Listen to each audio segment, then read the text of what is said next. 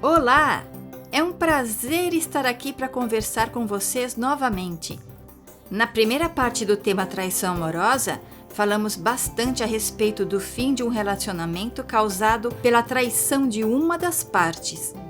Hoje falarei sobre os conflitos enfrentados por quem foi traído e continua ao lado do seu ou sua companheira.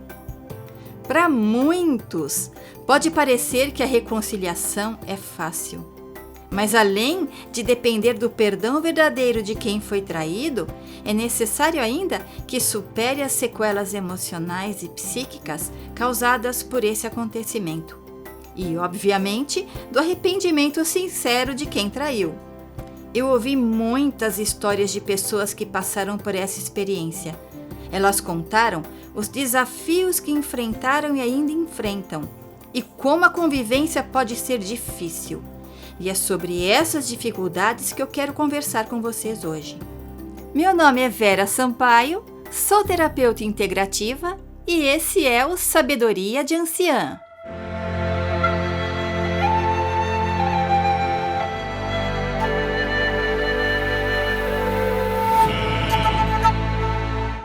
Na opinião de muita gente, é preferível manter o relacionamento mesmo depois de terem sido traídos, do que terminar e ficarem longe de quem amam. Tudo o que desejam é que tudo passe logo e que a vida deles volte ao normal. Mas será mesmo que deve voltar a ser como era? Porque se tudo estivesse bem, a traição provavelmente não teria acontecido. Então, não devem desejar que tudo volte a ser como era antes.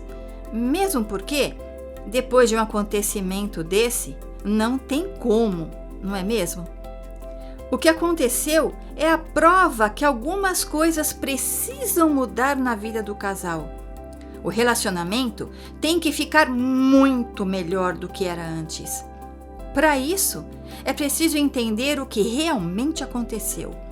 Saber quais foram os motivos dela ou dele ter se envolvido com outra pessoa. Para encontrar essa resposta, é importante deixar o coração de lado e analisar racionalmente a situação. Quem foi enganado precisa conhecer a verdade, ter certeza que seu parceiro, sua parceira, está mesmo arrependida. Não dá para abrir mão disso. Porque, enquanto houver dúvidas, haverá desentendimentos. E também não dá para conviver com mentiras e acreditar que tudo se resolverá sozinho com o passar do tempo. Além de que, não tem como apagar as lembranças do que viveram, mas tem como lidar com cada recordação para eliminar delas o peso emocional para que não machuquem mais. Outro fator importante é que a pessoa não deve culpar-se por ter sido enganada. Mesmo ela reconhecendo que cometeu erros durante o tempo que conviveram juntos e que isso pode tê-los afastado. Mas não deve trazer para si toda a responsabilidade do que aconteceu.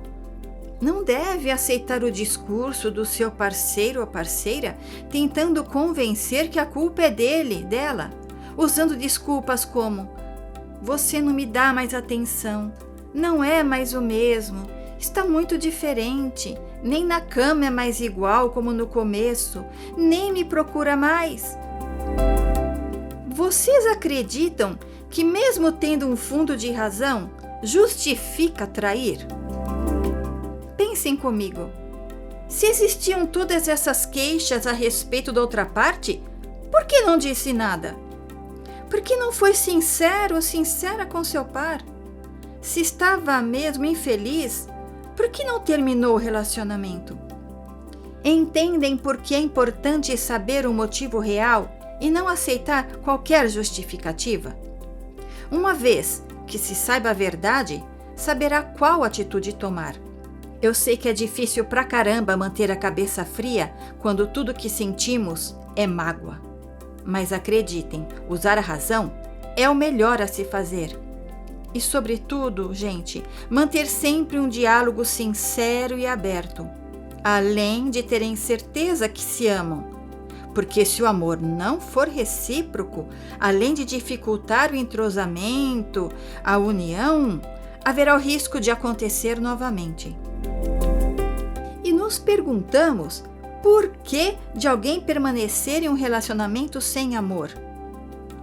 Uma das muitas razões, eu acredito, pode ser por medo de perder o carinho, a admiração dos filhos, da família ou até de amigos. Talvez tenha medo do julgamento das pessoas. Para outros, é a questão financeira que pesa. Pense em todo o desgaste de ter que partilhar os bens materiais que conquistaram juntos.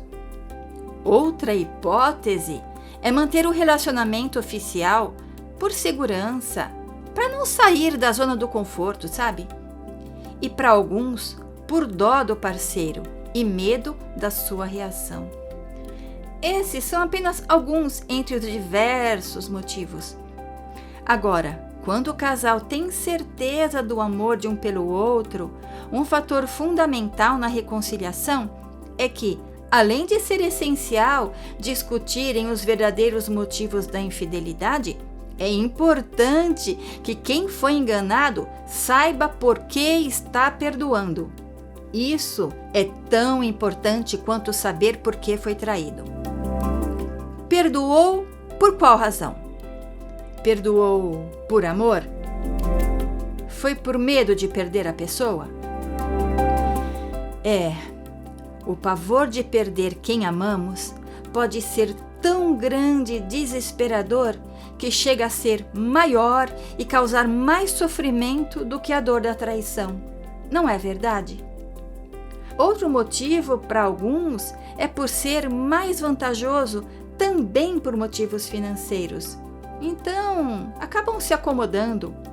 Alguns por vergonha que todos saibam o que aconteceu. Tem gente que pensa em proteger os filhos, a família. Se sentem constrangidos e com medo de explicar o que aconteceu. Falar de sua dor, expor as suas feridas. Se apavoram só de pensar no que teriam de enfrentar depois de uma separação. Às vezes, é por simples medo de ficar só. Acredita que ninguém mais vai se interessar por ele ou por ela. É complicado. Tem também pessoas que não conseguem perdoar e terminam o relacionamento. E tem gente que termina mesmo perdoando, porque não confia mais e não quer correr o risco de passar por tudo aquilo novamente. Entendem? Então precisam ser sinceros em relação ao motivo de continuarem juntos. Porque, a princípio, não fazem ideia do que vão enfrentar nesse recomeço. Quem foi traído não tem ideia que a infidelidade gerou um trauma que começou lá atrás, quando começou a desconfiar que estava sendo enganado. Geralmente o que acontece é que a mente da pessoa começa a criar imagens da traição. Começa a imaginar seu parceiro ou parceira com outra pessoa. Pensa coisas horríveis, como ele ou ela beijando, acariciando e até transando com alguém. Isso causa marcas profundas. E esse quadro só se agrava com a confirmação. A partir daí surgem desequilíbrios emocionais, psíquicos e comportamentais. É muito triste hoje as pessoas banalizarem uma traição, como se fosse algo natural, aceitável e fácil de lidar. Eu digo que é comum de acontecer e não natural. Não podemos aceitar que a deslealdade é algo natural, como se fosse uma virtude e não defeito. Não pode ser natural ferir premeditadamente quem amamos. E por não ser natural, causa sofrimento e por isso deve ser tratado com muito respeito e a devida atenção, e não fazendo piadinha achando que assim tudo se resolve. Estamos falando de trauma e para entender a extensão dele por conta da traição, eu vou detalhar apenas alguns aspectos para terem ideia das consequências. Uma delas é percebida quando a pessoa se dá conta que, apesar de ter perdoado, o sofrimento, a dor não passou. A vida deles não voltou ao normal e nem voltou a confiar no seu par. E se dá conta disso logo no primeiro momento após a reconciliação.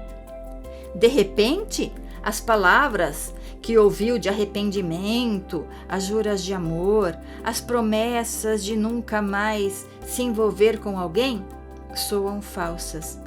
Não acredita mais em quase nada que ela ou ele diz. E no momento da intimidade, então? A pessoa já não se sente segura em relação aos sentimentos do outro. Não sente o mesmo prazer que sentia antes, porque o fantasma do ou da ex-amante de quem ama está presente. Ela está na cabeça de quem foi enganado e o medo é que esteja também no pensamento do seu parceiro ou parceira. E os pensamentos não dão trégua nem nos momentos mais íntimos do casal, nem mesmo durante a troca de carícias. Parece que eles fazem questão de aparecer para estragar tudo. Gritam dentro da cabeça da gente coisas horríveis do tipo: será que está me beijando pensando nele, pensando nela? Fazendo amor comigo, imaginando que é ele, que é ela? E esses pensamentos passam a ser parceiros de transa. É como se a ou o ex-amante estivesse bem ali, juntinha do casal. E parece até zombar da cara de quem já está tão machucado. Aí, durante a troca de carícias, vem esse turbilhão de pensamentos e sentimentos torturantes. Tudo fica estranho, tudo fica esquisito. Até seu par parece estranho. Nem os gestos dele ou dela parecem naturais. Sente coisas contraditórias como o desejo de estar ali e, ao mesmo tempo, vontade de se afastar. E ainda tem que tentar disfarçar o que está pensando e sentindo com medo que ele ou ela perceba isso e o afaste ou desagrade, colocando a reconciliação em risco. Fica também se perguntando se o amante, a amante era mais gostoso, se beijava melhor, se seu parceiro ou parceira sentia mais prazer com ele ou com ela. E começa a comparar-se com o outro.